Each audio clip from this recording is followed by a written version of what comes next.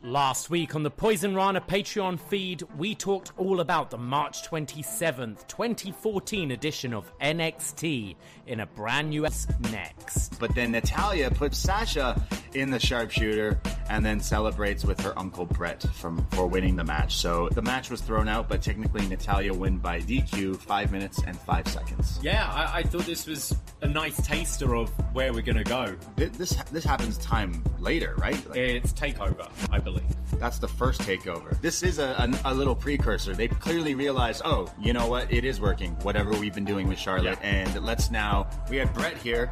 We might as well get Rick to have Brett, Rick, Charlotte, and Natty. Like, it all makes complete total sense. So this was a nice little, I completely forgot about this match ever really happening. So it was a nice little like, oh, wait a second. We might have something here. Get this show plus NXT retro reviews, wrestling reviews, movie reviews, and so much more over at patreon.com/POISONRANA, and it's only $5. So what are you waiting for? What are you waiting for, huh? What are you waiting for?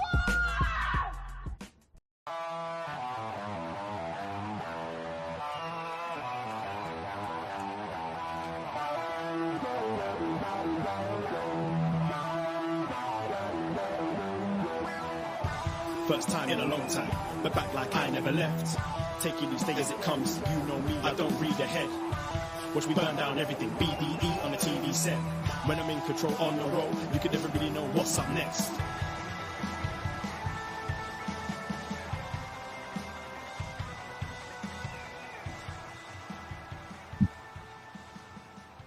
Hello. Hello, hello, hello. Braden Herrington here with Davie Portman for upNXT. You found us at postwrestling.com on the Post Wrestling podcast feed, Spotify, Apple Podcasts, whatever it may be. And of course, youtube.com/postwrestling.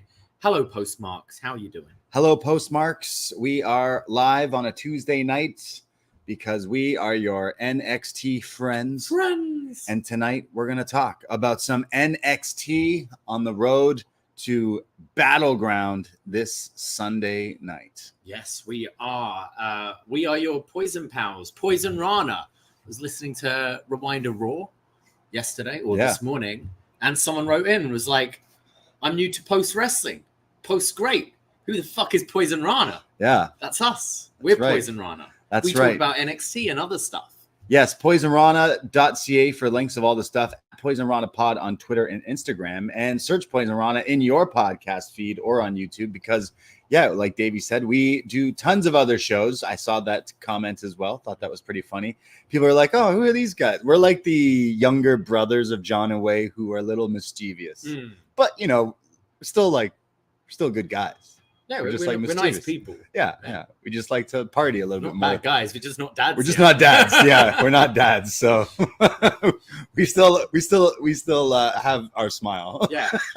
When we're tired, it's our own doing. It's not. Yeah. It's not kids. So yeah, check out POISONRANA because just this past Sunday we went live over on our YouTube feed and our podcast. So check it out. Where we chat all about the other stuff going on in wrestling. We always talk about the news, Vince McMahon. We were talking about some Donald Trump. We were talking about some investigations. We were talking about WWE contracts, AEW, and so much more. So go check out all the other stuff. We usually go live Sundays at 2 p.m. But because this upcoming Sunday is Battleground, we will just be going live right after Battleground here on this very feed. So yeah, check out that show, because on the POISONRANA feed, you also get a weekly show where Davie and I talk about everything in wrestling and some thoughts, but you also get 15 minutes or less shot in the dark where John Cena Evil will fill you in on all the wrestling that you may or may not watch, including Ring of Honor, WoW, TNA, and beyond. So there's a great podcast to fill you in on all the little things that are happening when you might not check it out. But we have other shows. We also have Eagles Don't Hunt Flies, which I believe are going live this week. Going live this Friday. Eagles Don't Hunt Flies. It's our show on on our POISONRANA network, talking about the career of Jon Moxley / Dean Ambrose. It's Martin Bushby, it's Dickie Bird, and Brandon from New Jersey. The Ambrose. And they've gone from sort of WWF stuff, CZW stuff. Sorry, WWE. Who am I? CZW stuff, AEW stuff. And this week, they're talking movies. They're talking about 12 rounds 3, or what I like to call 36 rounds. Lockdown. Wow. 2015. Is there a more like wrestling theme name? Like, wrestling loves a lockdown. They love a lockdown. They love a rebellion. They love all these things. But yes, 12 rounds 3 lockdown, starring a certain Dean Ambrose and Mr. Jon Moxley. And they're going to talk about this glorious, glorious film. Yes, they've talked about different matches and different parts of his career, but so far I don't know if he's ever done a movie since or after this. But didn't he do one with Christian? Am I crazy? Isn't there? I mean, you are. There was an MMA film I think he did with Christian. Wow. Okay. I think. All right. We'll have to see. So yeah, check out the Ambrose and Eagles Don't Hunt Flies this Friday on POISONRANA. They will go live on Friday right before SmackDown, I believe. So. Go watch that movie. I'm sure it's on the network or something. Maybe you got a DVD. Maybe there's a bargain bin somewhere you can find it. Something tells me Moxley isn't like the actor type, but I'm interested. I've never watched that movie. No. I've seen the first 12 rounds. How was that? I made it to maybe 8. Who is the first one?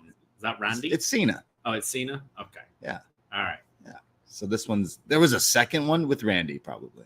I'll go to the papers if I have to. Which one's that? Was probably in one of them, right? Right, yeah. He's probably in like 6. No, he's in the 6. He's Marine in sequels. the Marine, yeah. Right, yeah. Cage Fighter, that's the film I'm thinking. Cage Fighter. Cage Fighter. Right. Nice. Yeah. Yeah.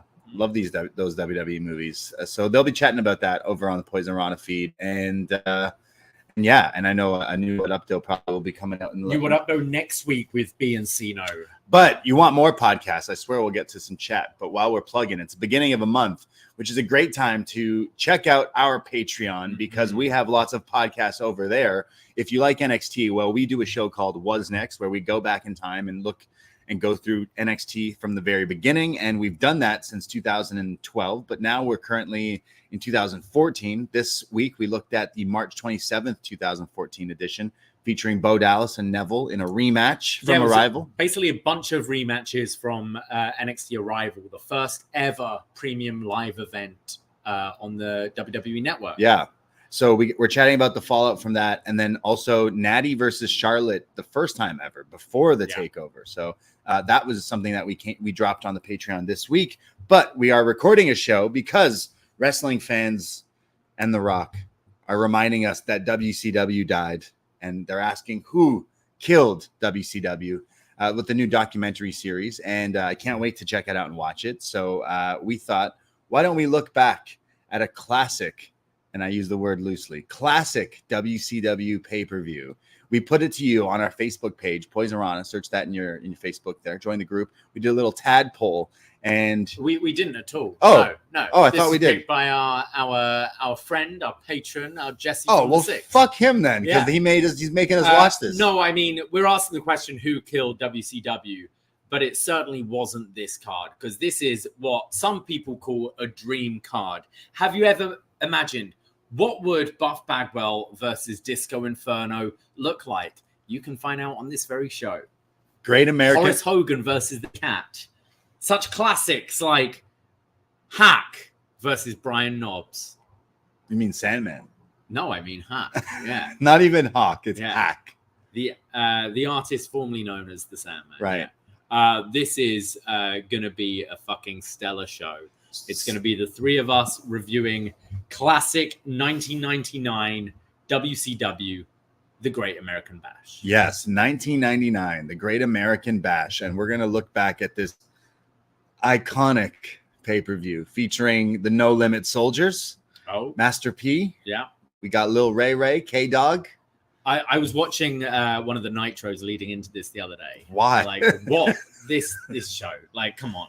It's I do love hate watch WCW. Yeah. Like there's a lot of bad WCW, but it's pretty good. So it's abysmal. Yeah. Can't wait to talk about it. Always a fun show talking about WCW and WCW definitely has a soft spot in Jesse's heart. So it does, yeah. He's going to be a great guest to have on for this show. Yes, he's very knowledgeable. He's watched everything leading up to it. He's very into retro WCW, and he's been featured on John and Way shows and stuff like that. Very, very smart. So I'm sure we'll have fun picking apart this pay-per-view. But I know this mini Vice series with the Rock's thing, like it's got, 3-4 episodes? So by the time this show ends in 4 weeks, I'm going to want to just do another WCW review. So we're going to have to load up something else because I need to know who killed WCW. It was WCW. It was killed yeah, WCW. Probably all many factors killed it. There wasn't just like one person. It was like a few different things. Yeah. But Hulk Hogan probably. if we had to narrow it down. But yeah, a WCW retro review coming on the Patreon. The retro NXT review as well as all these other movie reviews we put out. But we are asking your help for a tadpole in the Facebook group because we want to do something involving WWE and their trip over to Europe for Clash. And we want to know if we should do a European title best match ever featuring matches for the European title or some sort of matches that have taken place in Europe or Euro trip or whatever. Check out the poll. It's all pretty close right now. Yeah, we've got 5 options up there. We want to do something Euro oriented. We've got obviously the not only Clash at the Castle, but the Euros. The football starts in just over a week. So we want to get all European. Yes, we've got a couple of best match evers up there.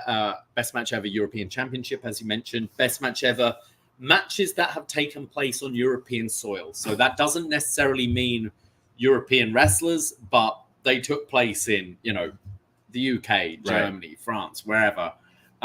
We've also got up there, maybe you want a review from the 6, an old European WWF pay-per-view like Rebellion or Insurrection from the early 2000s, or Euro Trip because Scotty doesn't know. It's pretty close right now. Right now, it's pretty much tied between best match ever, the European Championship, and best match ever matches taking place in Europe. Wow. So get voting. We'll probably reveal the results on Sunday's NXT show where we'll be covering Battleground.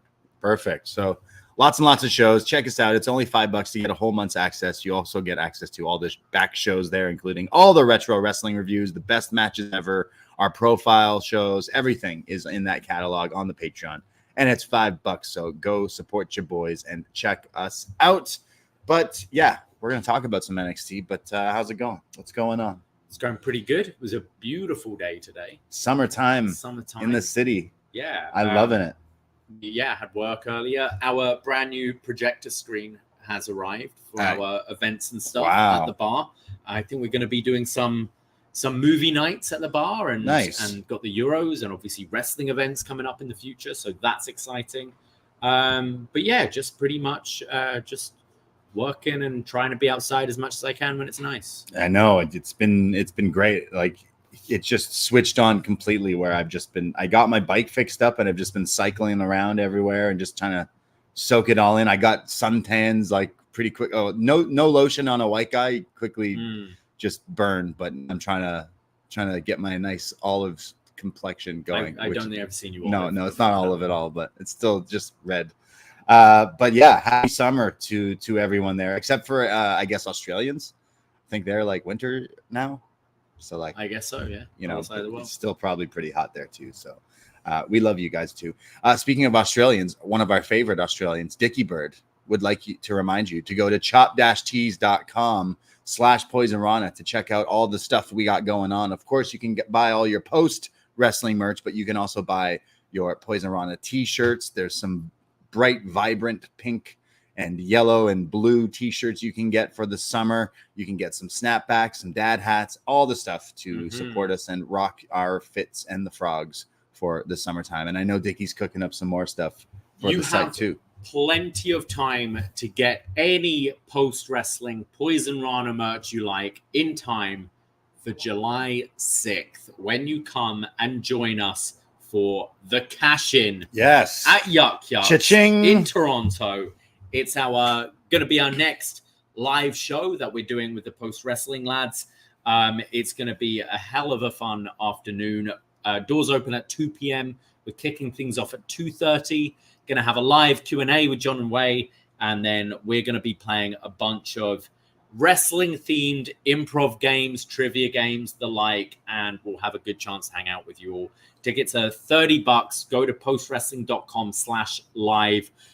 We got a lot of stuff we're cooking up for this show. It's going to be great. So please, if you are in the area for Money in the Bank weekend, even if you're not going to Money in the Bank, we'd love to see you at the cash-in at Yuk Yuk's. Yes, we're very proud of the post wrestling community and hell, the Poison Rana peeps as well, and bringing it all together. We had such a great time last year with all the events, whether it was across the pond. I know the Grapple lads are doing something for All In, so definitely if you're across the pond, go check that out as well. But anyone, in this side who came over for Forbidden Pour last year, how fun it was. And this time around, we got a comedy club. We got John Away doing a live podcast. We got comedy games, some cool prizes, and just cool vibes. And we always like to hang out with everybody and say hello and get some photos and all sorts of stuff. So I'm really excited about this, and I can't wait to see some familiar faces and some new faces. I know sometimes people are like, oh, I don't have anyone to go with to these wrestling shows.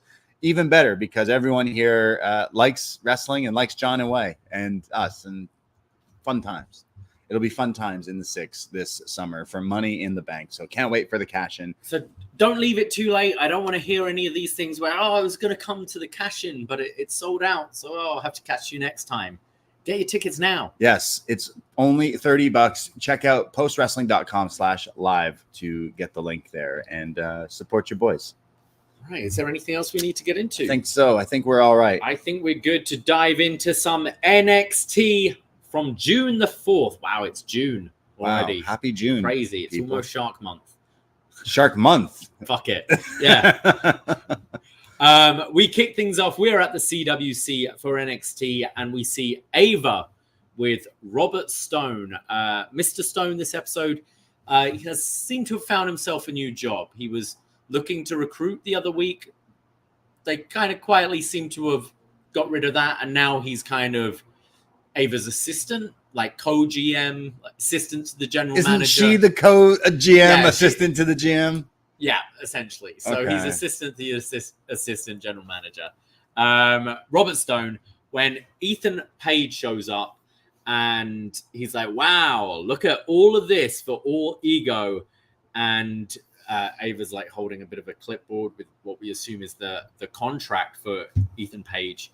And he's like, you're really ready to iron out this deal? And Stone then tells Ava that, look, I'll do whatever you need me to do. I'm yours. But we get the sense that this contract isn't to Ava's liking. He wants ice cream bars. He wants a lot of stuff. Right? Yeah. His own theme song. And we go right away to our first match. Jordynne Grace, who had a surprise kind of debut in NXT last week, the TNA Knockouts champion, taking on Stevie Turner.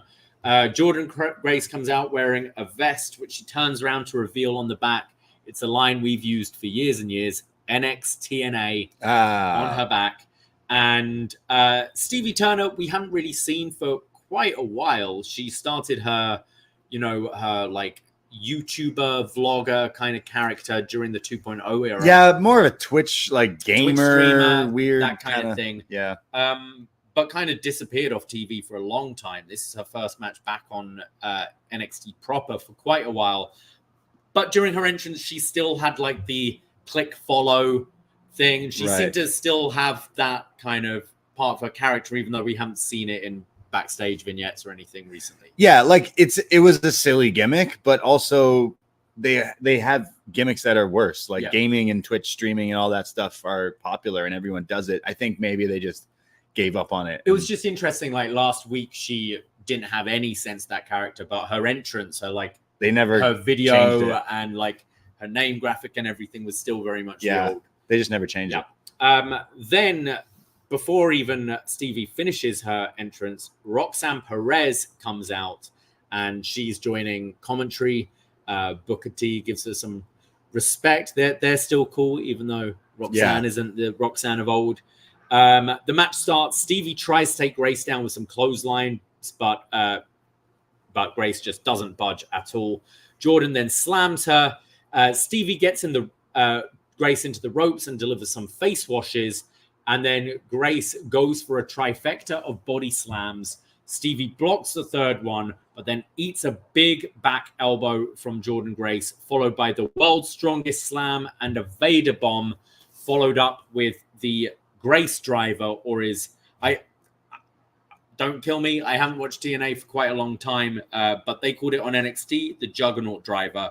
Correct me, has she been using this in TNA? Because I always knew it as the Grace driver. Is this a new kind of WWE name for the move or not? I'm not sure. But is this the made in Japan? Yeah. Right. But Grace puts her away pretty easily right away. 1, 2, 3.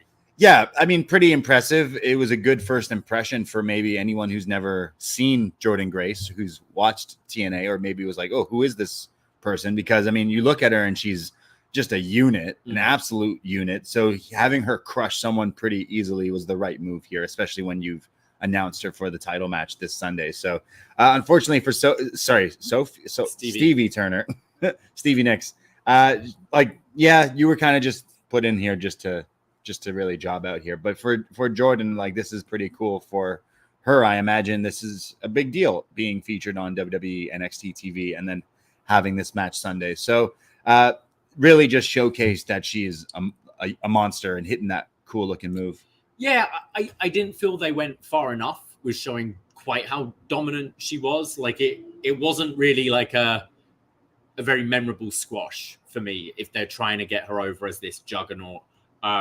She's a fantastic wrestler and Roxanne's great as well. And I'm sure they're going to have a great match, but I thought they could have gone further with, you either want to have her go in and be like quite competitive against someone a bit more established on the roster and shine that way, or absolutely this girl alive. And I don't think she really did either here, but I have faith that come the actual match on Sunday, it will be very good. Yeah.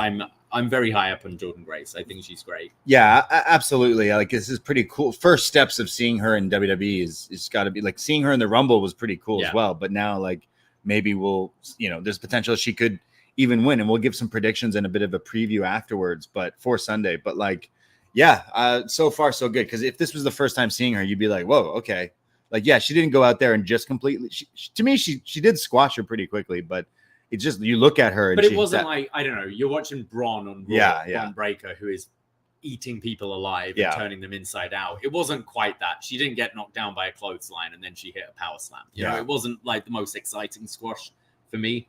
After the match, Jordynne Grace is celebrating when Roxanne stares her down, gets in her face, and Jordynne shoves her down and picks her up to go to slam her, but Roxanne escapes. And yeah, we're set up pretty nicely for the match on Sunday. Yeah. We see Trick Williams, the NXT champion, approach Lash Legend in the parking lot to ask if she's seen Noam Dar. And Trick says, look, Noam and Oro aren't my boys, but what Ethan Page did was wrong, and I'm going to take care of it. And Lash says, look, Trick, whatever's going on between us, it's over. I need focus on my big match on Sunday for the North American title. And Trick's like, I get it. You do what you got to do. But he says, I need you to know that I'm going to take care of Ego. Oh, she's saying, look, sorry, what we got going on right now, this love affair. Yeah. It's got to be put to the side. It's on pause. She just said it's over. That's got to be crushing for Trick was like, yeah, cool. I Yeah, get it. he didn't seem that. He's like, all right, boo, I'll see you later. No worries. Don't worry. Trust me. Sexy Red gave me your number last week. It's sorry, you're dumping me before I go to Vegas. Oh shit! Oh, please. What a shame. Yeah, but hopefully, you love a good, love stories in wrestling. You watch Raw; it's all Liv and Dom and everything. But hopefully they can reconcile. Yes, I'm sure they will. Please. We see Sean Spears backstage. The learning tree. Sean Spears, with some of his students, including Javon Evans, and he asks if he has all their attention, and he's like, "Look, you all have potential," and points out what's this guy, Uriah? I can't remember his last name, but he says, "You're a 4th generation superstar." He's like, "You've got so much potential. I've got to look up this guy, Uriah Connors." Okay. This is Finley's kid, right? Oh, right. Okay. Yeah. He says, "You've got your 4th generation, so much potential." And then he's like, "Javon, you're only 20 years old." And then this is when Josh Briggs enters and says, "You're not listening to this idiot, are you?" And Spears says, "Look, I see potential in you, but you're not the lost soul I was talking about." And Briggs says, "Look, don't listen to this guy. He's just going to try to manipulate you. He doesn't care about your future." And Spears just tells Briggs that you're showing me all your insecurities and misguidance. So I assume there was a bunch of stuff going on Twitter, like between commercials on tonight's show, with a certain Brooks Jensen, who we've been talking about on our Poison Rana show about what's been going on. He's putting out these depressed tweets. He's drinking a lot. And Spears saying to Briggs, "You're not the lost soul I'm talking about." I assume Spears is talking about Brooks. Gotcha. And taking him under his wing. We might as well talk about it now, but on Jensen's, on Twitter, during one of the commercial breaks, he comes into the NXT arena and confronts Vic Joseph and starts going off on him, and then he gets pulled out, and then he puts a tweet up, him in his car, just on his phone, saying, "Look, I've been busting my ass for 3 years in this place, and I'm underappreciated, and maybe it's time for me to go somewhere where I'll make an impact." Hey. So yeah, I kind of see him being aligned with Sean Spears, and I mean, a very obvious hint here that he'll probably be turning up on TNA Impact as well. So, sorry, Brooks Jensen and Sean Spears are going to be together? I mean, Brooks and Jensen have that connection, right? Brooks Jensen is the same person. Sorry, Brooks. Fuck, I'll never. 3 years. Briggs and Jensen have that connection, obviously. Yeah. And Spears talking about this lost soul. He's the lost soul in NXT right now, right? He's the one putting out all these depressive tweets and all that, and would be something that would trigger Josh Briggs to have a feud with Spears. Gotcha. So I see it all linked together. I hope Sean Spears and Brooks Jensen aren't a team going forward. I hope there's not an actual team up. No, I see it more of Jericho and I hope it's not that. I really hope it's not anything like that. I hope it's just Brooks Jensen going off to TNA by himself. I hope that he goes in there and wrestles singles matches. I think he will be. Yeah. I do see him aligned with Spears. So he's going to go under NXT the 10 tree. Yeah, whatever. The Spears. Yeah, he's not Ty Dillon. The learning chair. The learning chair. Yeah, I like it. It's pretty much what it is. Yeah, it's pretty funny that that's what this guy's gimmick is, and that's kind of the other thing going on on TV. I mean, realistically, since he re-signed with NXT, we've said this is shoot-wise what he's doing. Yeah, right. He's coming in as a trainer, sure, a coach, advisor, that kind of thing. Yeah, they're just playing it up on TV as a bit of a heel gimmick as well. What's this guy going to teach these kids? How to get nice vests. He's a decent. He's a good hand. He's a good hand. How to be a good hand. I'm interested in Brooks Jensen and TNA. We've been saying for a while, because of the whole tag team breakup and everything, that he needs something to do. And if they have these partnerships, whether it's a Noah or TNA or whatever, let them go. And clearly the video saying that line means they have something lined up where he will be showing up at TNA.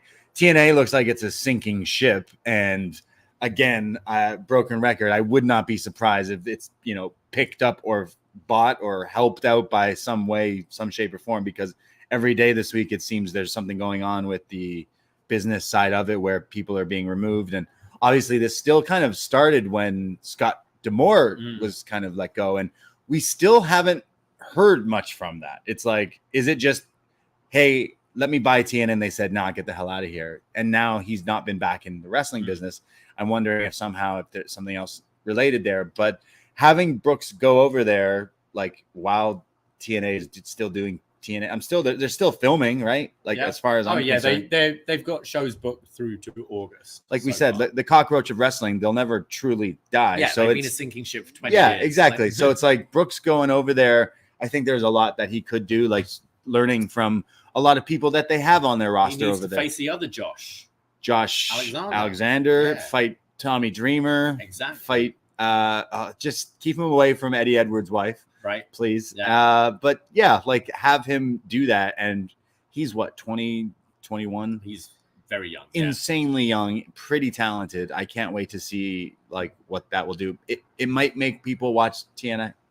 So there you go. I mean, it's gonna put his name out there more. If he's like the first guy to be crossing over the other way. Like people who don't necessarily follow NXT so much and haven't been watching this guy for the last couple of years can be, oh, that's the guy going over. That's the scapegoat. Yeah. I like it. I do. We go to our NXT Women's North American Championship Summit hosted by Booker T. And we've got the 6 women who are going to be competing in the ladder match, sat in the ring. And he's saying, yeah, we're making history, baby. Yeah. Who will be the first? Who will be the first NXT North American Women's Champion? And Michin talks first. Me Chin. She says she knew as soon as this title was announced that she had to be part of this match. She says she knows what it takes, and she had her face shattered in ladder matches in NXT. I don't think she realizes that that's not how you win. Yeah. You win by not getting hurt and climbing and winning. I appreciate her with the callback to the ladder match she had where she got injured, but she's saying I have what it takes. And then I thought, I don't think you've won a title. No. But it is kind of true. When I think of Mia Yim's like NXT run, that ladder match is kind of what comes to my mind. Right. So yeah, bringing that all back around, and she says she gets to be the HBIC in NXT once again when Jada Parker interrupts, and she says, you can't come back here thinking you're running things. This ain't no black and gold, and if you keep running your mouth, I'll turn your ass black and gold. Black and blue. And then Fallon Henley interrupts and says it's her match, as she doesn't have to worry about anyone anymore. She doesn't care about people's feelings, and that this title was created for her. And Kalani says, wait a second, that title don't have a name on it. Nobody wants it like Lani does. No one is going to take the risk and put her body on the line like Lani. And she says, I'll be champion, and I'll be your champion because no one is like Lani. And Booker asks for a shucky ducky quack quack from the crowd. Yeah, they're all yelling at each other like it's an episode of like Maury or something. Yeah. And then he's just like, this is great. Can I get a shucky ducky quack quack in the crowd? Booker then passes to Sol, who is too chill to interrupt anyone. And he's like, hey, Sol Ruka, you're here as well. You won the Combine. What do you have to say? And she's like, yeah, I was just going to sit back here and not say anything and let them get their insults out. Because everyone thinks they'll be the one. But 5 of them will be wrong. And 5 souls will be snatched on Sunday. Ooh. And that's where Lash cuts everyone down by just screaming, which we're kind of getting used to now. And says, like, no one ain't snatching no souls. There were like so many double negatives in this. So ain't no one gonna snatch no souls from me. So does that mean the soul is snatched or the soul is not snatched? Yeah. And she says Sunday is about her, and she is the woman with the most potential to be champion. And Jada says, well, I'm surprised you can think of anything but tricks Willie.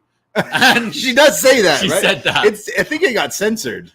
It might be that or a weird feed, but yeah. She brought up Trix Willie. Trix Big Willie. Whoa. And then they all fight, and the baby faces clear the ring. And this is where Robert Stone comes out, the assistant general manager, and says, Ava let him know that there will be a 6-woman tag match between the 6 of them tonight.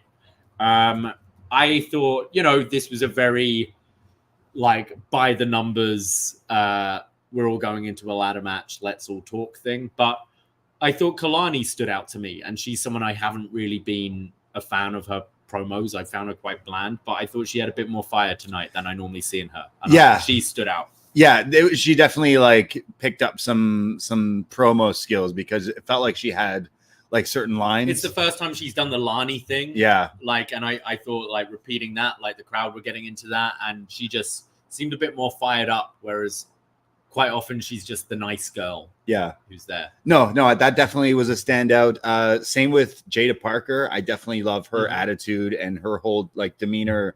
And I love everything about Jada Parker except her finishing move, really. And we didn't see that later tonight, so that's a plus. But the Trick Willie line was definitely funny and definitely stole the segment. But it still felt like an episode of Jerry Springer. Everyone's trying to talk over each other and screaming. There's still so much screaming on NXT TV. Not even just this segment, but constant screaming and yelling and talking over each other. It's just these segments. I'd love to see something different. It's just it felt like they tried something different doing this, having them all sit down because there's 6 of them, right? If it's just two people, but we've had it just in the past. They've been sat on a ladder doing this, right? All cutting their thing. It's I don't know. It just feels like you flip through a book and it's oh, we got a multi-person match. Yeah, let's all talk. I don't know. Yeah. Again, I think this match could be pretty awesome come Sunday, but just the bickering back and forth, I thought maybe there could have been a different way to get me a bit more hype from it. But then they decide to announce they have a match later. So that's definitely a bit more interesting. But also at the same time, then you're seeing all 6 of them wrestle before the show as well. We see the taxi driver, Charlie Dempsey, backstage. He's in his dojo and he's looking in the mirror and he's saying, "Are you talking to me? You talking to me? Are you talking to me?" When Miles Bourne walks in and Dempsey looks a little embarrassed because he's been caught doing this. And he's like, have you been listening in on me the entire time? And Bourne goes, "As best as I can." Oh, that's so good. Definitely got a laugh out of that. Miles Bourne is fucking jacked, dude. This guy is pretty jacked, but that was hilarious. Yeah.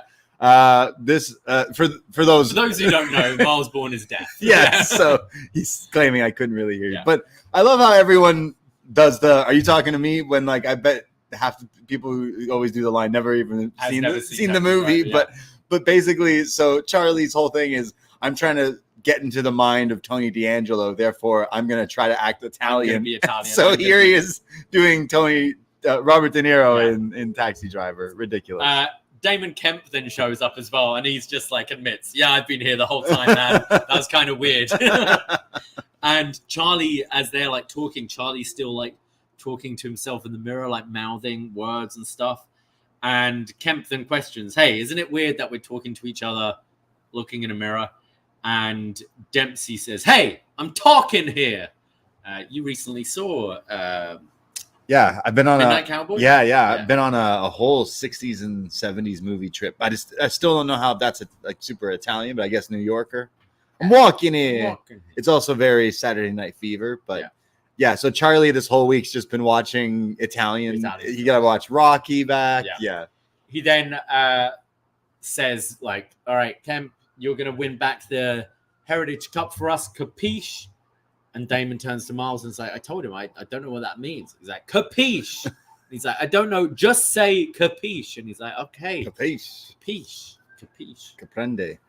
So, yes. Just some great, every time a white guy who's not Italian watches Rocky, that's pretty much how this guy is acting. He's just "Oh, hey, oh, hey." At least we're getting some personality out of him now. And a bit of, because his dad is very naturally comedic, funny and comedic and that. And I think you know, sometimes I feel with NXT, they put people outside their box to maybe just see what they're capable of. Like we're seeing with Roxanne right now, like she's ready to go to main roster, but maybe it's, well, we know she's a great baby face. Let's see how she is being healed before we move her up. And I kind of get that with this Dempsey character right now. Okay, he's the shooter, he's the serious guy. Let's try and, because if you're going to succeed, you're going to need to be able to do more than just that. Yeah, I still think there's a lot for him to learn in the promo. Again, his wrestling, I think he's already pretty much there for sure. He's amazing, but his videos and these promos and stuff, it's kind of still like Degrassi High kind of thing, where it's like, you know, they even still have him in the group of his wrestler buddies and stuff. But you're right, like that is, keep doing these things is eventually what's the reps in that will get better. But I still thought Miles was the show stealer. We see Thea Hale, who's getting ready for her match, when Duke Hudson and Riley Osborne say they're not going out tonight. Riley not even wearing Chase U gear. Yeah. And Thea's like, what? We're Chase U. We always go out and support each other. And Chase is like, yeah, they just feel weird about the whole Ridge thing. As Ridge is like, hi, guys. Ready for your match, Thea? Oh, you remind me of my little girl. And they go out for the match. Yeah. The downfall of Chase U is like really... This didn't quite make sense to me. Because if it was Ridge having a match and Thea and Chase being like, we're going to go out and support you, and Osborne and Duke being like, nah, I don't know about this guy. Yeah. Fair. But not supporting Thea? Like, why? Yeah. Well, I don't know. I still think that Riley's going to exit the group here and become his own bad boy or whatever. But yeah, this is strange. Chase U was a fun act. And since injecting Ridge Holland into it, unfortunately, it just like dead on arrival for me. It just completely like derailed my like joy of what he stole the joy of Chase U. I'm sorry, Ridge. He seems like such a nice gentleman, but like fuck, he just sucked the good out of Chase U, because now it's like they're falling apart. Duke is Duke is the glue of this whole thing. Yeah, and like it's not even as an interesting falling apart as when you're in gambling debt, you know? Yeah, it's like I want something a bit more exciting than just like, the sky. Yeah, it's kind of just like, oh, that's how you guys fall Duke apart. has very much become a background player. Yeah, I thought he had a lot of Duke is better than Ridge. Like Duke should be in this position where it's Duke the one who's like having the freakouts, was destroying people, and I don't know, just the Ridge thing. It's coming from a stupid angle where he doesn't want to hurt people and he's a monster, and then it's just been really, really silly, and I don't really like it.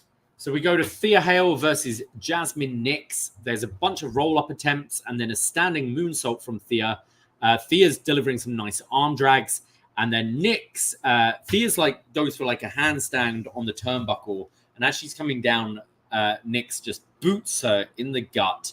And then during this match, commentary are talking about Ethan Page, and they're talking about how there's a bidding war for him, and will he sign the contract? Will he be coming to NXT? What's the bidding war? I don't know. TNA and NXT, Ring of Honor, Dark. Fuck it. Sorry, but the whole last year of Ethan Page's career in AEW Ring of Honor was contracts. And now he comes back here. Yeah, how do you get out of that Matt Hardy contract? Yeah. It's like, fuck. Man. This guy shows up and they're like, so we're going to have this angle tonight where you're going to get you to sign the contract. He's like, wait. Flashback. PTSD.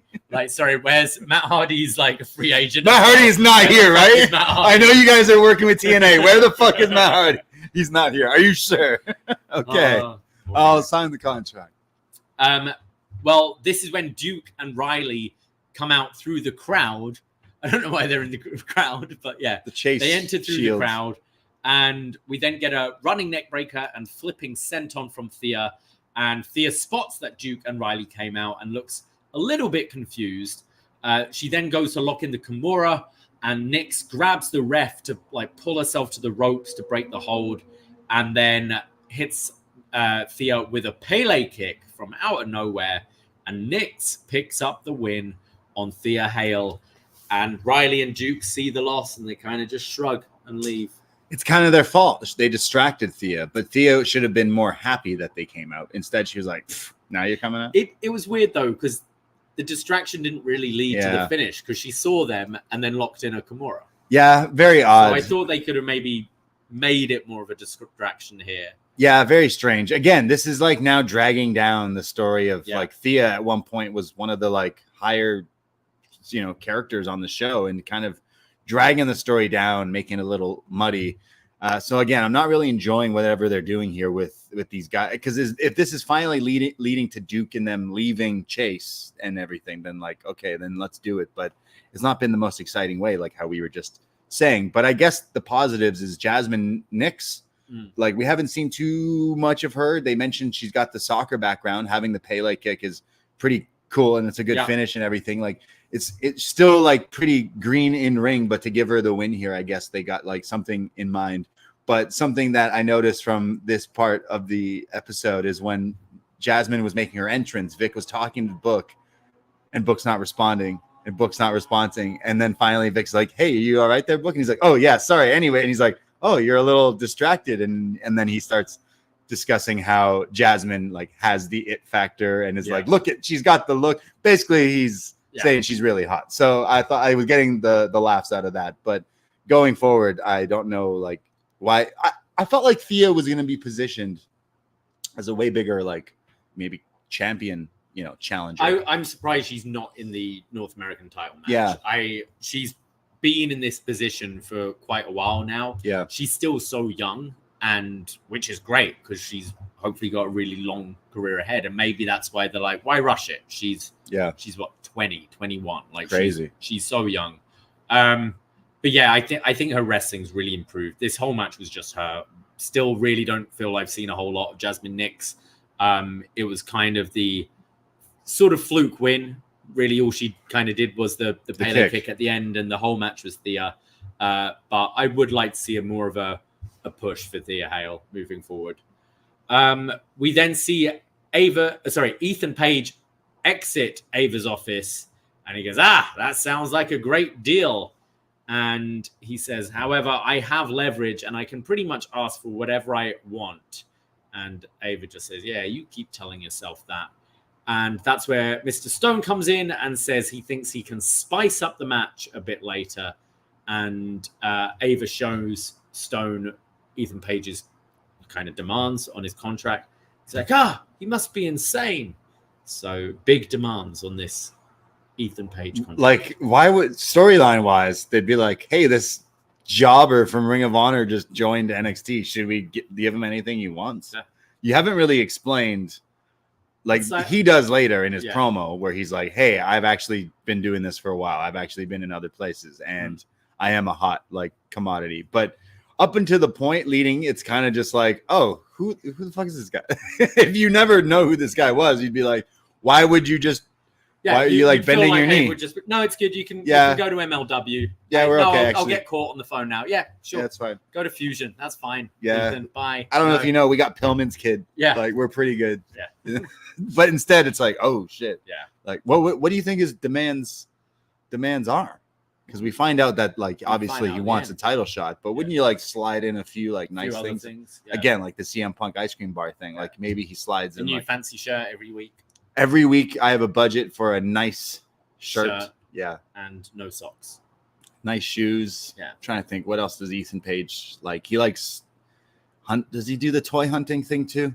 Pretty sure he's into like memorabilia, pop culture. Right. I don't know, maybe he wants like a Tie Cats jersey signed or something. I don't know. We then get a video from the merch stand outside the event where have you ever been here? This is their legit merch stand. They have a bunch of these. Yeah. It's like the trailer before you go into the arenas. Or in this case, the PC or whatever. Yeah. And you've got Nathan Fraser and Axiom who are in the stand and they're kind of signing merch. And I laughed because I'm like, do they even have merch? But they were very clear on making sure that Fraser's shirt was right in the front that says no one's faster than Fraser. Can't slow. I would love to wear that shirt out in public how many no one's faster than Fraser. It's like, how many times people are going to come up to you and be like, scrambled eggs? Yeah. I never finished the reboot. Oh, it's renewed though. It's like, they renewed it. Yeah, we got to get on that. Like, no one's faster than Fraser, but then it's a picture of Fraser. Kelsey Yo, that'd be fucking hilarious. Because I tweeted out today, I was wearing the shirt I'm wearing today, my Blue World Order shirt that I got in Philly. And the other day, someone said to me, "Is that a Blue Lives Matter shirt?" And I was like, "Oh God, no, definitely not." Yeah. Today, getting in our elevator, and someone looks at my shirt, and I can see he's looking at my shirt, and he goes, "Wow!" And right away, I'm like, "Oh no, he's gonna think it's a Blue Lives Matter shirt." He goes, "Blue meanie?" Yeah, and I was like, "Whoa!" And he's like, "Whoa, I haven't seen that since like 1999. Holy shit, Blue World Order!" I was like, "Wow, I'm so shocked that you knew what this was." He's like, "That's amazing, dude. Amazing shirt." I was like, "Thank you." And then like two people get in and they look at my shirt like, "What the fuck's this guy wearing?" But wrestling shirts don't always translate into the real world. Well, the Good Brothers obviously thought the same because they beat the shit out of Axiom and Fraser. I actually thought this was pretty good. So you had them like selling merch outside, like signing autographs, that kind of thing. Yeah. Fan footage just on a cell phone when Anderson and Gallows beat up Axiom and Fraser. Yeah. I thought it was better than just your usual backstage assault kind of thing. So yeah, they took out the champs and Ava bans them from the building and sends them home. So really, Ava's a big baby face, so we don't have to see the Good Brothers wrestle tonight. But that's Sunday night. Yes. When they have the tag. Apex. Yeah, tag title match. Josh Briggs is up next. He's meant to have a match where his music starts, but he doesn't come out. We go backstage and we see he's been beaten up by Sean Spears, who's attacked him with a chair. And then Javon Evans attacks Sean Spears. He's like, they position Javon as like possibly one of his students, but he doesn't like. He's like, yeah, he's like standing there watching. He's like, "You're like despicable," and then he attacks Sean too. So this spills out to the ring. Javon does a suicide dive to the outside, and then Spears tries to put him through the announce table, but Javon fights back and hits him with a top rope cutter.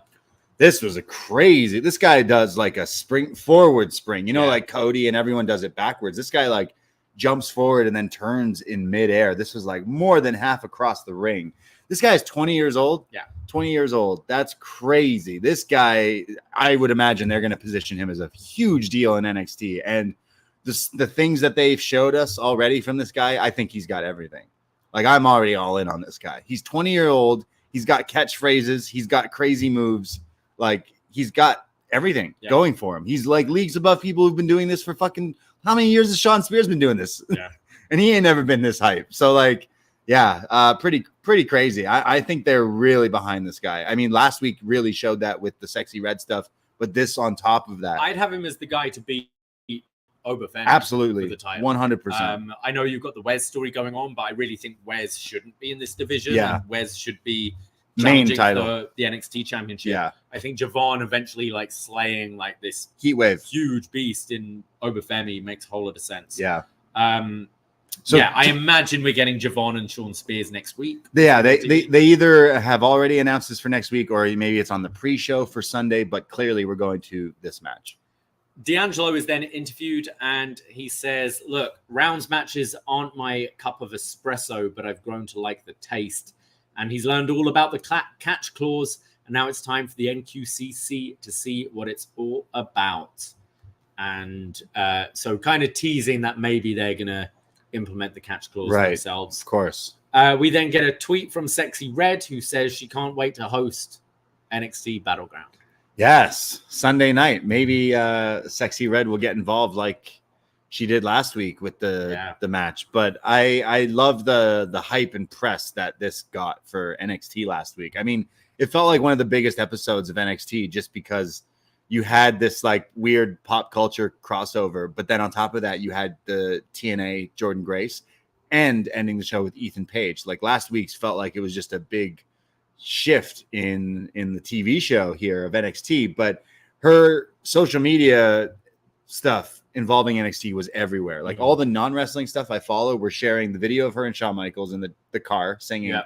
And then we've talked about it a bunch, but come to daddy sugar is the greatest fucking thing to happen in wrestling and ever. It's the greatest thing. Sexy Red. Who would have thought? She had a show Sunday, and she canceled to go to NXT. Wow. Imagine you had tickets to Sexy Red. Imagine I can't imagine I had you tickets to see Sexy Red. and now you're like, she's at NXT instead.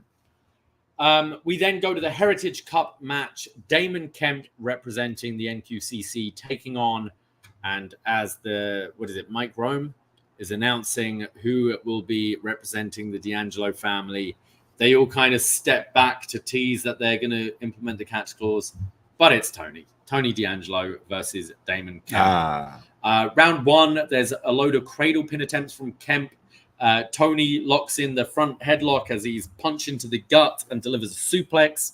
And then the fisherman suplex, what's he call it? Forget about it. Forget about it. For the first fall in under 2 minutes, he puts Kemp away for the first fall very quickly. Yeah, pretty weird. I mean, it is his finishing move, but how these matches go, it kind of doesn't usually end up this way. Because if this was a normal match, a regular match, it'd be over.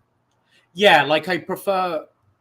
It always makes more sense to me, like, tapping out early. Yeah. Because it's like, I'm saving myself for the other rounds. Okay, they caught me. Like, I'll lose a fall because I don't want the damage. But to be just pinned by a finish in, like, 90 seconds, essentially, wasn't overly keen on that. Round two happens throughout the commercial break. We come back, and between rounds 2 and 3, both teams are brawling. Round 3 starts, and Kemp hits a frog splash for a 2 count. A standing splash. You know, Mark Henry could take notes. Yeah. And then Kemp with a German for a 2. Kemp keeps on hitting these Germans. I think he needs to... He's doing it with the bridge, but every time he's doing it, both his shoulders are on the mat the whole time. Right. Like, yeah. Really, you should not have your shoulders on the mat. Yeah, you'll get pinned. You'll get pinned.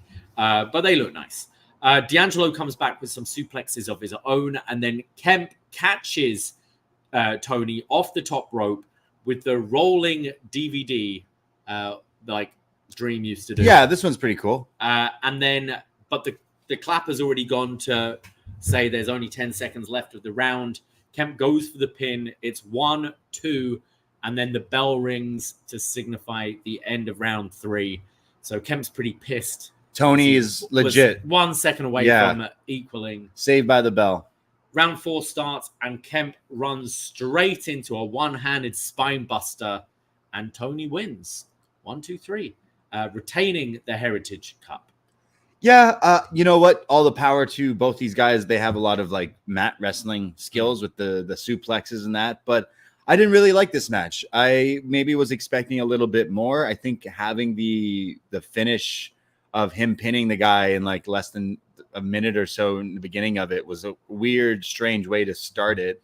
And I'm already not a fan of these rounds matches, but the way they usually book them, it books it kind of like a movie fight where it's like gets bigger and bigger and the bigger moves. Whereas it didn't have that. It was kind of just the same thing. And there was a few miss-ups where they kind of didn't realize what they were doing. They hit their cues with the DVD and the Saved by the Bell spot. But other than that, I didn't really care for it too much. Yeah, I agree. I'm higher on rounds matches than you. Yeah. They're not my favorite match type, but I like it as just something different on the show.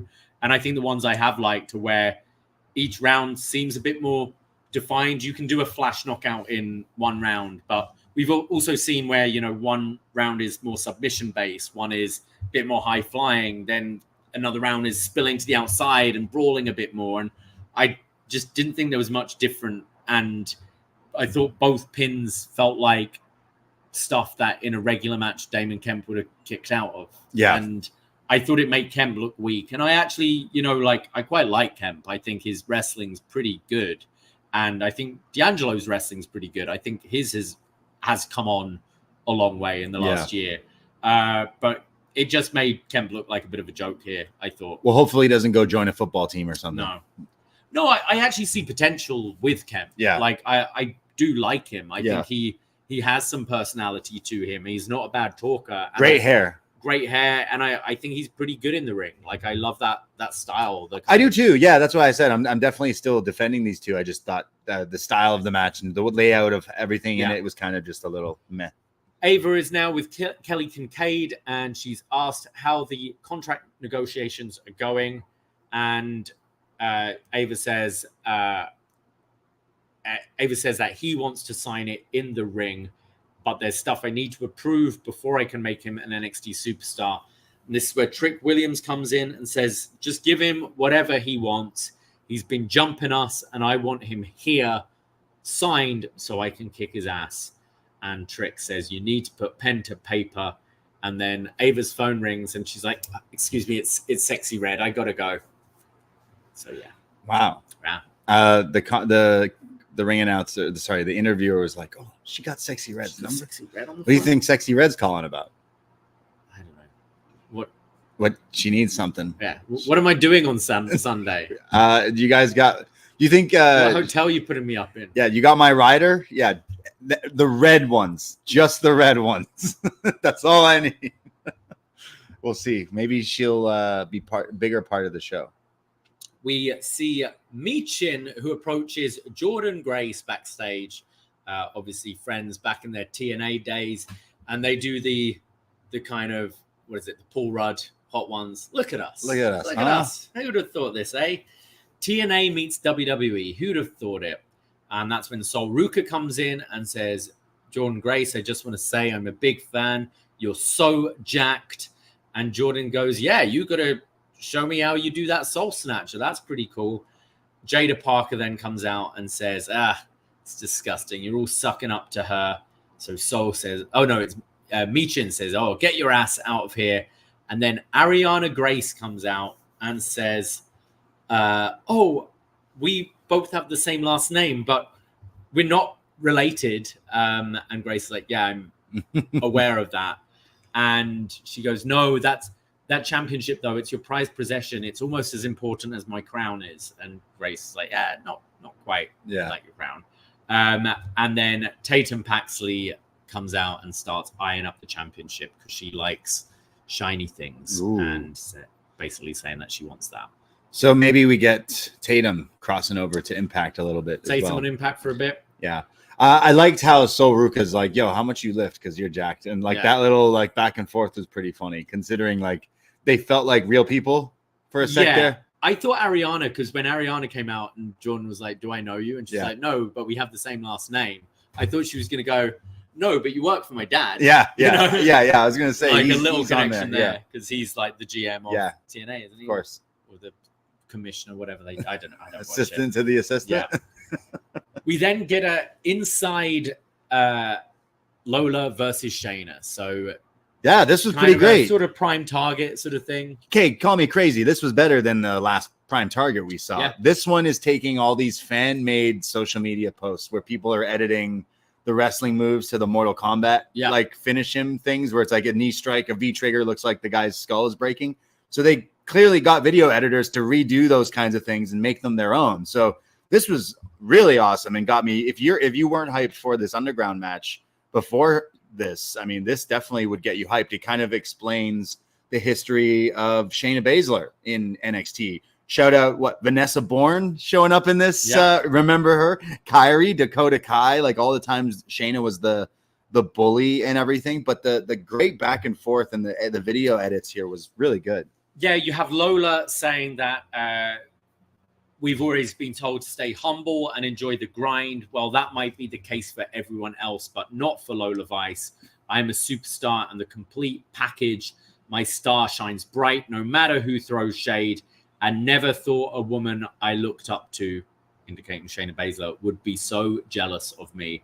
And as you said, as she's saying this, it's showing all of her strikes, her kicks, and kind of as it connects, it shows the health meter of her opponent at 100 going down to 0. So it's kind of showing her as the striker, and then it shows Shayna as the submission specialist. And she says, people seem to forget who I am. I'm the first woman to cross over from MMA to pro wrestling. And if it wasn't for me, she would still be shaking her ass on a street corner. Woo! And while it's showing her locking in like the Karafuda clutch and stuff with their health meter going down. And then we get talking heads from the likes of Josh Barnett, and other people from the MMA world. Hannah Goldie, apparently one of Lola's trainers and friends as well. But yeah, super great having these like voices explaining, again, showing Lola actually training in like UFC adjacent gyms and Shayna training as well. Like really well put together. Shayna says there's only one cage fighter in wrestling and it's her. And Lola says she will knock her out and then it's time to dance. I thought both Shayna like can sound intimidating at times, but also she sounds sometimes someone who struggles with scripting when it's like a live audience or whatever. I thought she sounded great here. I loved the whole line of like, it's time to fucking show people who I am. Like, I'm Shayna Baszler. I'm the first person to cross over in the women's division from MMA. I thought it did a good job of showing both of their like contrasting styles, submissions versus strikes. And I think Lola's been sounding good as well. Like, good. I'm up for this and bring a bit of quote unquote legitimacy with, you know, actual MMA talking heads in this as well. I quite like this. I think they've done a good job with this feud.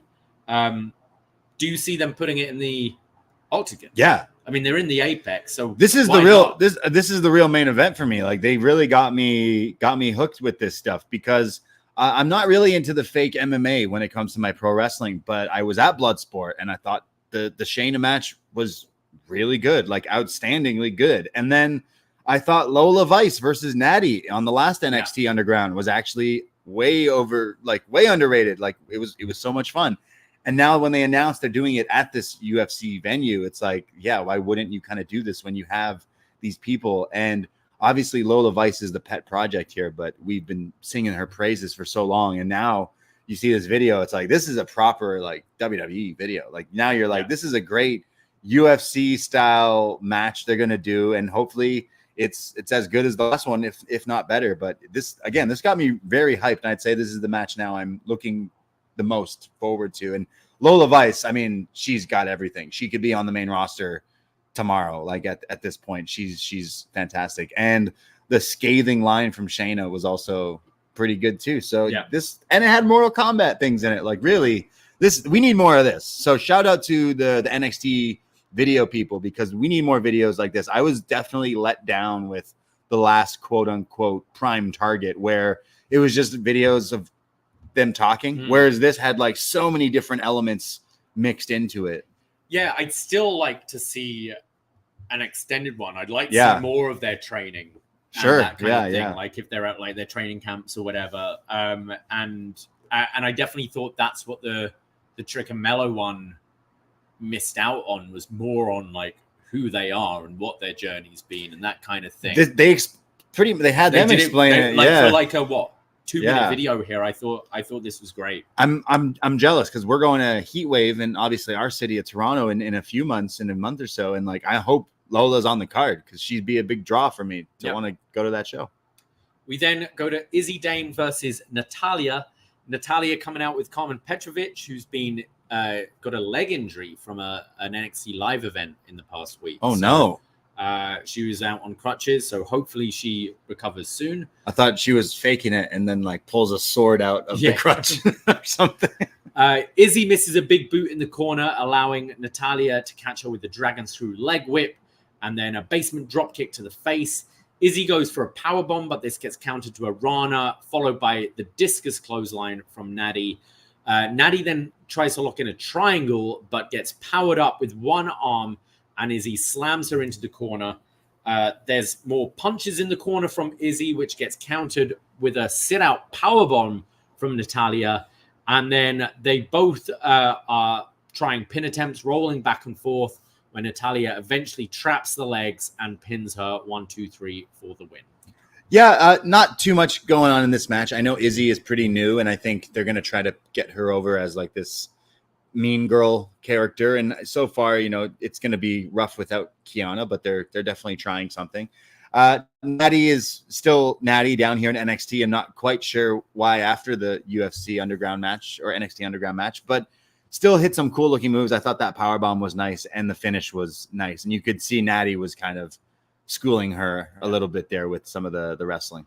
I think Izzy needs to be working more of like a powerhouse here. Right. Because I think she is a little taller than some of the others. Sure. And when she was going for like her like big moves here, it was like, yeah, we could maybe do with another sort of, big, like, Raquel kind of woman in the division. Yeah. But again, she's similar to Jazmyn Nix, where we've seen her, but she's kind of been hidden in plain sight quite a lot so far. Would like to see more from Izzy. We then see Nathan, Fraser, and Axiom leaving, and they're asked if they're still fit enough to defend the title after their beatdown, and Axiom's pissed. And he says, "Oh, you think you're tough, good brothers? You ain't so tough." Fraser's like, "Yeah, it's not tough coming out and beating us down, surprising us. What is tough is us coming out after our beating and still whooping your asses. That is tough." So, yeah, they're going to beat those guys. Going to beat you up. Sure. We see Tyson and Tyreek, who are coming out for a tag match, when they get jumped by Gallus during the break, throwing out the match. And Gallus just get on the mic. Oh, man, what a great line. A great line in professional wrestling. This will definitely go under the radar, but this made me howl. This came out of the mouth of Joe Coffey, and I quote, "If it wasn't for Sexy Red..." Yeah. What is this, some Scooby-Doo shit? They caught the old man, the old Scotsman. He said, "Up, let's see who he really is." And he's like, "Oh, if it wasn't for Sexy Red..." So he says if it wasn't for her, they would have won last week or something. Yeah, but I could not stop laughing. They say they're mad. They're basically mad that they're not Sexy Red, that they don't get the attention of Sexy Red. They said maybe if we were on TikTok shaking our asses, or if we played another sport, they'd respect us more. I'm like, maybe if you're just more fucking interesting, boys. Like, he says, we're not here to be social media influencers. We're here to be pro wrestlers. And they're nothing but we boys here in NXT. We're 3 grown men, and this Sunday is a triple threat. We will do whatever it takes to win. That's when Obafemi comes out and says, "It would be foolish of me to not think of you as anything but extremely dangerous. But Mark and Wolfgang, you can try and aid Joe, but the outcome will remain the same. I will." And that's when Wes interrupts, and he says, "Hey, look, everyone is saying their piece right now. And I know I'm going to have to go through 3 angry Scotsmen to win my title back." And this all breaks down. Everyone's brawling. Gallus boys on top. Joe hits the all the best for the bells to Obafemi. And then they deliver their Mark and Wolfgang, like the F5. Gallus copter. To Wesley. So Gallus standing tall, which makes me think Gallus ain't winning this. Yeah, I forgot that Gallus was in this. Yeah. We're part of this match. So, yeah, triple threat this Sunday. I didn't mind their promo, actually. Again, I thought it was funny that they're blaming Sexy Red for stealing the title away from him last week. But they made some points about the whole, like, people shaking their ass. That seems to be a reoccurring thing since Sexy Red made it to TV last week. But I thought their promo wasn't that bad. I hope the match is good. And you know what? Maybe it will be. But they're saying that the 2 other Gallus guys are definitely going to get involved and staying strong. I see Oba retaining personally. But after this, the whole TNA, NXT door opening, portal, whatever we want to call it, I wonder if Wes gets some friends, gets some backup. Okay. Because he's got some friends across a portal with Nash Carter, Wentz, Yeah. and Trey, right? Let's reform the Rascals for a one-night kind of thing and have them face Gallus in a Worlds Collide type thing. That would be interesting. Like, obviously, Nash Carter, Zachary Wentz had, like, some controversy stuff with his ex-girlfriend Kimberly making accusations, and the photo coming out of him, doing the Nazi salute with the Hitler mustache. And it seemed like WWE at the time kind of got rid of him pretty swiftly, but it seems like the wrestling world as a whole have kind of been on Nash's side. You ask a lot of people in the industry, they seem to be on his side. You had like MJF, who's a very like proud Jewish man who is sticking up and saying he's not anti-Semitic, and like it was a stupid thing he did like years ago. And TNA had no problem signing him back right away, like lots of independents signing him. But also, Trey Miguel. when the Rascals first came in, it seemed like it was going to be the three of them. Yeah.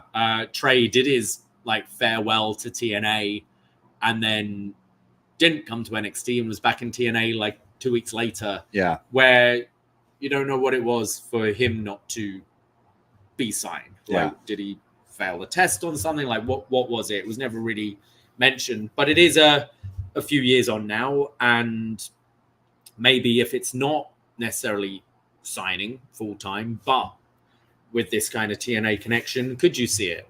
It is a different era now, and it's different people, and you know, far worse people have been brought back for worse things, in my opinion. And I wonder.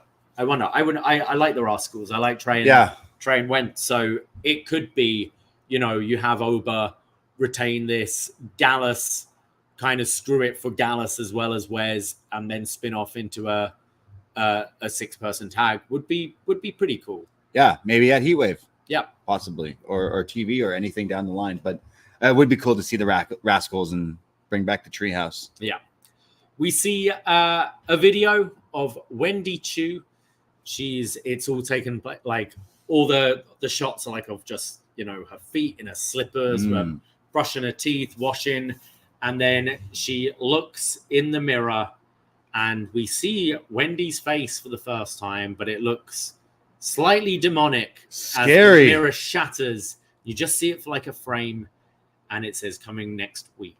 Oh no! So I think we are having an evolution of Wendy Choo, which we needed. I think. Okay, so we went from sleepy Wendy Choo to spooky Wendy Choo. Yeah, we're getting some sort of Pennywise the clown, exorcist demon, sleep paralysis demon. Is it just the merging Mei Ying and Wendy Choo together? It's kind of mixing her gimmicks together. Like, hey, before this you were a demon lady, so what if you're now a sleepy demon lady? And that's exactly what it looks like we're getting. So hopefully it's not just that, but we'll see. I don't know. She's a really good wrestler, so her character needs a bit of evolution. She can't just be sleepy pajamas girl. Yeah, as long as she doesn't bring back the sleepy elbow thing. Yeah. We see Lexis King, who Kelly Kincaid's interviewing, and says, well, after back-to-back losses, and he's like, wait a second. Dante Chen didn't look much of a winner when I laid his ass out on the concrete last week. They had to scrape him off the ground and take him to the back. And as he's going on, Dante Chen attacks him, and they're brawling through the back, and there's a big pull apart, and Lexis yells, you and I are going to finish this once and for all. And it's revealed later in the show that next week, Lexis King versus Dante Chen in a Singapore cane match. Wow. Yeah. Nice. So maybe they were watching Hack from Great American Bash. They were watching Dark Side Sandman to learn all about the history of the Singapore cane in wrestling. So what's this? Normally it's on a pole, isn't it? Oh, nice. Even better. Normally you grab it on a pole and then you whack them. Yeah. You grab the pole and whack it. Yeah. I mean, anything for Dante's pretty good. 3-0. Come on, Dante. Yeah, let's do it. Let's do it. Dante's Inferno. Yes. We go to our main event and we learn what the little twist, the little flair Robert Stone was going to put on it. We thought it was going to be heels versus baby faces, but no.